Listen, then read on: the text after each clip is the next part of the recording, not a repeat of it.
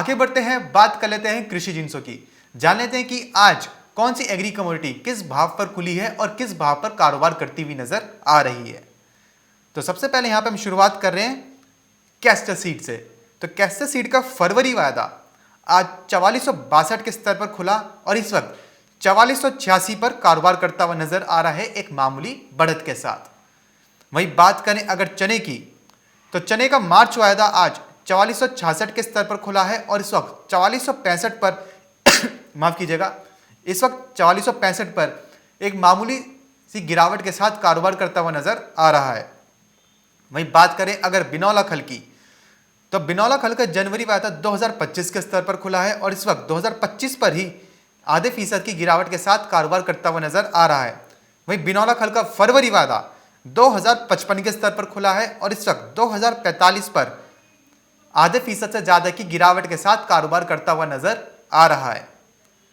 बात करें अगर ग्वार गम की, तो ग्वार गम का फरवरी वायदा 6089 के स्तर पर खुला है और इस वक्त 6082 पर कारोबार करता हुआ नजर आ रहा है और ग्वार गम के अंदर इस वक्त एक मामूली गिरावट देखने को मिल रही है। वहीं बात करें अगर ग्वार सीड की, तो ग्वार सीड का फरवरी वायदा 3948 के स्तर पर खुला और इस वक्त 3940 पर लाल निशान के साथ ट्रेड करता हुआ नजर आ रहा है। अब बात कर लेते हैं यहां से खाद्य तेलों की। तो मस्टर्ड सीड का फरवरी वायदा 5675 के स्तर पर खुला है और इस वक्त 5667 पर लगभग 0.25% की गिरावट के साथ कारोबार करता हुआ नजर आ रहा है। वहीं बात करें अगर रिफाइंड सोया तेल की, तो रिफाइंड सोया तेल का फरवरी वायदा 1139 के स्तर पर खुला है और इस वक्त 1139 पर ही आधे फीसद से ज्यादा की गिरावट के साथ कारोबार करता हुआ नजर आ रहा है। आगे बढ़ते हैं, बात कर लेते हैं सोयाबीन की। तो सोयाबीन का फरवरी वायदा 4660 के स्तर पर खुला और इस वक्त 4646 पर लगभग 1% की गिरावट के साथ कारोबार करता हुआ नजर आ रहा है। जहां पे हमने बीते सत्र में देखा था कि खाद्य तेलों के अंदर एक तेजी देखने को मिल रही थी, अच्छे लेवल्स देखने को मिल रहे थे, वही आज ठीक उसका विपरीत होता हुआ नजर आ रहा है और खाद्य तेलों में लाल निशान के साथ ट्रेड होता हुआ नजर आ रहा है आज के सुबह के कारोबारी सत्र में। इस वक्त हमारे साथ जुड़ी है रूपा मेहता जी। आइए उनसे जान लेते हैं कि आज खाद्य तेलों में क्या करके चलना सही रहेगा। रूपा जी, जैसे कि हमने बीते सत्र में देखा था कि खाद्य तेलों के अंदर हरे निशान के साथ ट्रेड होता हुआ नजर आया था, वहीं अगर आज की बात करें तो आज हम देख रहे हैं कि खाद्य तेलों के अंदर लाल निशान के साथ कारोबार होता हुआ नजर आ रहा है। एक दिन तेजी तो एक दिन नरमी देखने को मिल जाती है, ठीक उसके अगले ही दिन काफी असमंजस का माहौल हो रहा है, व्यापारी भी काफी ज्यादा कंफ्यूज हैं। तो ऐसे में खाद्य तेलों में क्या सही रहेगा? देखिए, खाद्य तेलों में अभी जो है ऊपरी स्तरों पर दबाव की ही जी गुंजाइश है और मुझे लगता है कि ऊपरी स्तरों पर बाजार जो है दबाव दिखाता हुआ नजर आ सकता है। जैसा कि कल भी हमने देखा था कि बाजारों के अंदर गिरावट थी और आज भी देखिए जी गैप डाउन ओपनिंग हुआ है। जबरदस्त गिरावट हम कह सकते हैं कि अब देखने को मिल रही है। यहाँ से रिफाइंड सोया देखिए आप 1150 के नीचे लुढ़क चुका है जनवरी वायदा, जबकि उसकी एक्सपायरी है फरवरी 1138 पर आ चुका है। जी सरसों भी 5600 के घरों में कारोबार करती दिखाई दे रही है। अखिलेश मैं लगातार बोलती आ रही जी थी कि प्रॉफिट बुक करके निकले यहाँ से और बाजार कभी भी यू टर्न देखने को मिल सकता है। तो डेफिनेटली आज वो मार्केट जो है वैसा ही रिएक्ट करता हुआ दिखाई जी दे रहा है। अभी भी बाजारों के अंदर गिरावट हावी हो सकती है। तो मेरे हिसाब से एडिबल ऑयल पैक के अंदर अब बिकवाली में जो है आ जाना चाहिए और ऊपरी स्तरों पर बाजारों फिर से जो है वो दबाव दिखा सकते हैं। सीपीओ देखिए आप 960 के घरों में कारोबार करता हुआ दिखाई दे रहा है, तो यहाँ से गिरावट और गहरा सकती है। सीपीओ की बात करें तो फरवरी वायदा 940 तक लुढ़क सकता है। और वहीं अगर हम सरसों की बात करें तो जो 5600 के आसपास है, मैंने पहले भी बोला था जी कि 5500 के घरों में आ सकती है बाजार। तो अब ये 5500 के घरों में 102 ट्रेडिंग सेशन में इनफैक्ट मुझे लगता है कि इसी हफ्ते में ये लेवल्स अचीवेबल है, देखने को मिल सकते हैं। वहीं रिफाइंड सोया की बात करें तो फरवरी वायदा 1120 या 1100 के आसपास ट्रेड करता दिखाई दे सकता है और सोयाबीन 4580 के आसपास ट्रेड करता हुआ दिखाई दे सकता जी है। तो ओवरऑल ट्रेंड जो है वो वीक होता दिखाई दे रहा है। सोयाबीन जो कल तेजी दिखा रहा था आज 1% की गिरावट के साथ कारोबार करता दिखाई दे रहा है। मुझे लगता है कि 4500 के घरों में ट्रेड होता हुआ दिखाई दे सकता है। तो ओवरऑल ट्रेंड जो है अब वो दबाव वाला बनता हुआ दिखाई दे रहा है। तो जिनके पास भी माल रखा है बिल्कुल उसको अभी एग्जिट ले लेना चाहिए, अब बिल्कुल भी वेट नहीं करना चाहिए। मुझे लगता है कि आगे दबाव और बढ़ सकता है। जी रूपा जी, कल के कारोबारी सत्र में आपने पहले ही बता दिया था कि रिफाइंड सोया तेल 1140 के स्तर दिखा सकता है, वहीं आज उससे भी निचले स्तर पर कारोबार करता हुआ नजर आ रहा है। वहीं आज आपने बताया कि रिफाइंड सोया तेल में 1120 तक के भी स्तर देखने मुमकिन है। तो क्या ये माना जाए कि यहां से खाद्य तेलों का बाजार अब कहीं ना कहीं लुढ़कता हुआ नजर आएगा और जो उच्चतम स्तर है वो अब देखने को नहीं मिलेंगे? देखिए, बिल्कुल मैंने पहले भी अखिलेश बोला था, कल भी यही बोला था कि 1200 के स्टॉप लॉस के साथ जी। सेलिंग में आ जाना चाहिए और मैं लगातार पिछले 1 हफ्ते से बोल रही हूँ कि बिकवाली की तरफ रहें और ऊपरी स्तरों पर जो हाई लगे हैं उसको स्टॉप लॉस लेकर पोजीशन को सेल करके जी। चलें। और आज आप देखिए बाजारों के अंदर गिरावट है और ये गिरावट अब बढ़ भी सकती है जिस तरीके से रिएक्ट करते हुए मार्केट नजर आ रहे हैं और खपत की जो खबरें निकल कर आ रही हैं, तो अभी सारा जो सिनेरियो बनता हुआ नजर आ रहा है अब वो कहीं ना कहीं दबाव वाला है। एक्सपायरी है, सबसे बड़ी बात है कि एक्सपायरी के चलते भी पोजीशन स्केयर ऑफ हो रही है, उसका भी एक इम्पैक्ट जो है वो मार्केट के ऊपर आता हुआ देखने को मिल रहा है। जो जो पिछला महीना था उसमें भी ऐसा ही हुआ था, जब एक्सपायरी थी तब बाजारों में गिरावट देखने को मिली थी, लेकिन उसके बाद फिर से बाजारों में खरीदारी आई और जी। नए हाई लगते हमने देखे। लेकिन अभी जो है बाजारों में एक्सपायरी तो है ही, साथ में अब आगे नई क्रॉप आ जाएगी सरसों की, उसका भी एक इम्पैक्ट देखने को मिलेगा और अब ज्यादा से ज्यादा बाजार जो है उन लेवल्स तक जा पाना भी अब मेरे को लगता है कि काफी मुश्किल है। क्योंकि जो अगले वायदा की हम बात करें अखिलेश, जो करंट वायदा है वो 6300 के ऊपर निकला, लेकिन जो अब अगला वायदा है वो चल चल 5600 रुपए के आसपास रहा है। अब एक्सपायरी के टाइम पर अगर फरवरी वायदा 5500 के आसपास आ जाता है तो वहां से अगर तेजी बनी भी तो ज्यादा से ज्यादा 5700 5800 की तेजी आ सकती जी। है, 200 300 पॉइंट की। इससे ज्यादा 1 डेढ़ महीने में और तेजी मुझे दिखाई नहीं देती। तो मुझे तो लगता है कि ऊपरी स्तरों पर अब बिकवाली ही रहेगी और सरसों जो है 5500 से लेकर 5300 के घरों में कारोबार करती दिखाई दे सकती है। तो इसलिए इन खाद्य तेलों जी। के अंदर अब बिकवाली की तरफ ही रहने में ज्यादा समझदारी है। जी। रूपा जी, जैसे कि खबरें निकल के सामने आई कि विदेशों में खासकर कि अर्जेंटीना में पहले हड़ताल देखने को मिली और वहां पे सोयाबीन की जो क्रॉप है वो भी मौसम के चलते खराब हुई है, जिसकी वजह से वहां पे जो सोयाबीन का जो उत्पादन है, प्रोडक्शन है, वो कम देखने को मिला। तो क्या उसका असर खाद्य तेलों में यहाँ पे तेजी बना सकता है? देखिए ऑलरेडी तेजी बन चुकी है, इन्हीं खबरों के चलते ही बाजारों जी। के अंदर तेजी बनी थी और अब ये सब खबरें जो है वो डिस्काउंट हो चुकी हैं। अब जो है बहुत ज्यादा कोई इस चीज का इम्पैक्ट आता हुआ हमें नहीं दिखाई देगा। अभी हाल फिलहाल के लिए तो मार्केट ऐसे रिएक्ट करता हुआ नजर आ रहा है और जो लग रहा है कि अभी यहाँ से दबाव बढ़ सकता है। मुझे लगता है कि अभी सभी खाद्य तेलों के ऊपर एक बार दबाव आ सकता है और जो कि इनको नीचे में, अब देखिए आप जनवरी वायदा की अगर अखिलेश बात करें सरसों की ही, तो जो कल 6300 के ऊपर था आज 6200 का भी स्तर जी। तोड़ चुका है और फरवरी वायदा 5700 के नीचे, 5600 का घर कभी भी टूट सकता है। और सोयाबीन में भी अब जो कल तेजी में था वो भी आज गिरावट दिखा रहा है, उसमें भी 1% की गिरावट है। तो कहीं ना कहीं अब बाजार जो है इंडिकेट कर रहे हैं कि अब यहाँ से हैवी प्रॉफिट बुकिंग आ सकती है, क्योंकि एक ही जी। हमने ट्रेंड में देखा था, मार्केट ट्रेड होते हुए लगातार तेजी के अंदर था बाजार। अब हो सकता है कि आपको ये वाला हफ्ता एटलीस्ट आज और कल का दिन गिरावट भरा रह सकता है। तो मुझे लगता है कि अभी बाजार यहाँ से 100 से 150 पॉइंट और फिसल सकते हैं। जी। तो क्या रूपा जी ये माना जाए कि सोयाबीन में जो 5000 के स्तर की उम्मीद लगाई जा रही थी, जिन व्यापारी को ऐसी आस थी कि सोयाबीन 5000 के स्तर दिखा देगी, तो वहां से वो जो उनकी जो उम्मीद थी वो काफी दूर होती हुई नजर आ रही है? देखिए बिल्कुल अब वो लेवल जो है वो अब थोड़ा सा दूर होते हुए दिखाई दे रहे हैं और अभी उम्मीद की जा रही है कि अब यहाँ से 5000 की बजाय 4500 का स्तर पहले देखने को मिल सकता है। जी। वहीं रूपा जी हमारे साथ कुछ दर्शक जुड़े हैं जिनका सवाल सोयाबीन को लेकर आ रहा है। उनमें से एक हैं पूजा जी, इन्होंने सोयाबीन फरवरी बाई करी है 4700 के स्तर पर, इनके लिए क्या सलाह रहेगी? देखिए अखिलेश, बाइंग तो मैंने रिकमेंड भी नहीं कभी जी। किया और अगर वो हमारा बुलेटिन देखते हैं तो हम डेली यही बोल रहे हैं कि अगर बाइंग कर भी रहे हो तो बिल्कुल छोटे से स्टॉप लॉस के साथ जी। बाइंग में रहें, क्योंकि जब बाजारों में गिरावट आएगी तो निकलने का मौका नहीं मिलेगा। अब देखिए अब अगर 4720 पर बाइंग किया है तो मेरे हिसाब से तो एक बार एग्जिट ले लेना चाहिए। यहाँ से अब ज्यादा वेट करने का कोई फायदा नहीं है। अगर आप फिर भी पोजीशन होल्ड रखना चाहते हैं तो 4620 लास्ट स्टॉप लॉस है आपका। जनवरी वायदा में अगर आपने लिया है तो 4620 का स्टॉप लॉस लगाएं, फरवरी लिया है तब भी आप 4620 का ही स्टॉप लॉस लगाएं और इससे ज्यादा वेट नहीं करना चाहिए और अगर ये कटे तो आपको तुरंत एग्जिट होना चाहिए।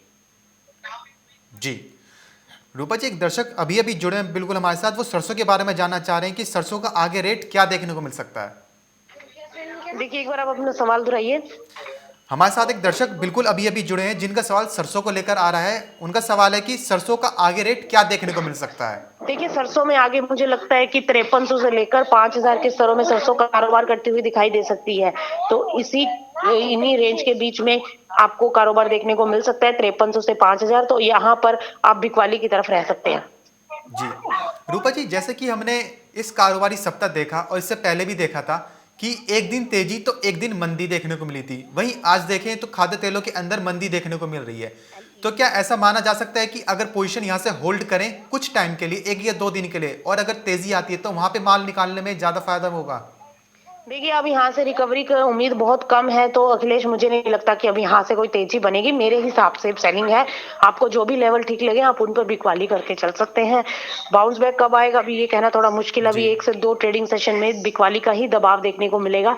तो मैं अगर यहाँ से देखिए 150-200 पॉइंट टूट गया और वहां से फिर वापस इन्हीं स्तरों पर आएगा तब आप एग्जिट करें तो कौन सी समझदारी रहेगी। जी तो मेरे हिसाब से तो निकाल देने में ही फायदा है। जी। तो जैसे कि रूपा जी ने बताया कि खाद्य तेलों के अंदर ऊपरी स्तर पर आप बिकवाली करके चल सकते हैं। उन्होंने जो लेवल्स दिए हैं उस वहां तक जो खाद्य तेलों के अंदर जो गिरावट है वो और ज्यादा गिरा सकती है। उन्होंने जो लेवल्स दिए वहां तक खाद्य तेलों के बाजार जाते हुए दिख सकते हैं। इसलिए फायदा यही होगा, समझदारी यही होगी कि यहां से अपना प्रॉफिट बुक करके निकल जाए। वहीं रूपा जी अगर बिनौला खल की बात करें तो बिनौला खल में आज हम देख रहे हैं कि बिनौला खल का फरवरी वायदा आधे फीसद से की गिरावट के साथ कारोबार करता हुआ नजर आ रहा है। तो बिनौला खल में आज क्या सलाह रहेगी?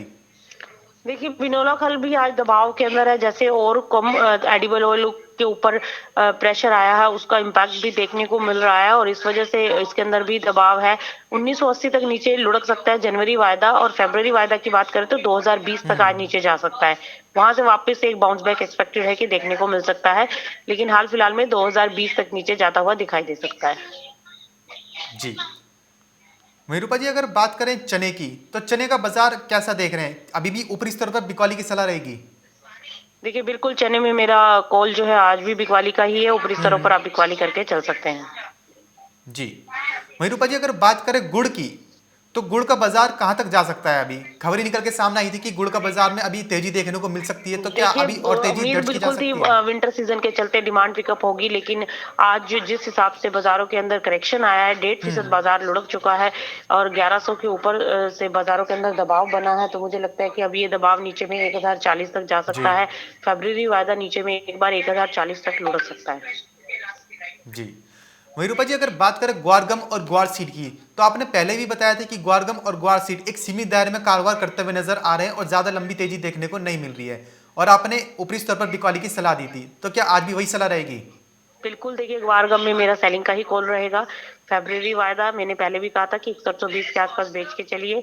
आज भी यही कॉल है मेरी, 6120 पर आप बेच सकते हैं और नीचे में एक बार 6020 तक के लेवल्स एक्सपेक्टेड है। सेम एज इट इज ग्वार सीड में भी आप 3960 3980 फरवरी वायदा सेल कर सकते हैं। नीचे में 3800 के आसपास लेवल्स आने वाले कुछ दिनों में देखने को मिल सकते हैं। जी। वहीं रूपा जी अब बात करें अगर मसाला पैक की तो मसाला पैक में हमने देखा कि हल्दी और जीरे का बाजार कहीं ना कहीं सुधरता हुआ नजर आया। तो अब यहां से मसालों का बाजार कहां तक जा सकता है? देखिए, मसालों के अंदर भी जो है अभी आज भी तेजी का ही रुझान है मेरे हिसाब से। आपको हल्दी में अभी आज जो ऊपरी स्तरों से लुढ़की है, तो इसमें अगर आज थोड़ा सा और करेक्शन आता है तो वहां पर वापस से बाइंग पोजीशनें बनाई जा सकती हैं। सेम एज इट इज जीरे के अंदर भी अपसाइड मोमेंटम में रहा जा सकता है। जीरे के अंदर जैसे कि मैंने बताया कि 14,000 के स्तर संभव है, तो उन स्तरों के लिए बाइंग करके निचले स्तरों पर चल सकते हैं। जी। रूपा जी हमारे साथ दर्शक जुड़े हुए हैं सिकंदर मलिक जी, जो राइस के बारे में जानना चाह रहे हैं। हमने पहले भी देखा कि एक्सपोर्ट डिमांड तो निकलती हुई सामने आई है, वहीं हाजिर में भी जो चावल के भाव थे वो भी कहीं ना कहीं सुधरते हुए नजर आए। तो अब यहां से चावल का बाजार कहां तक जा सकता है? देखिए, चावल के बाजार में तेजी की उम्मीद जरूर है एक्सपोर्ट डिमांड के निकलते, जी लेकिन अभी बाजार काफी सुस्त सा कारोबार करता हुआ दिखाई दे रहा है।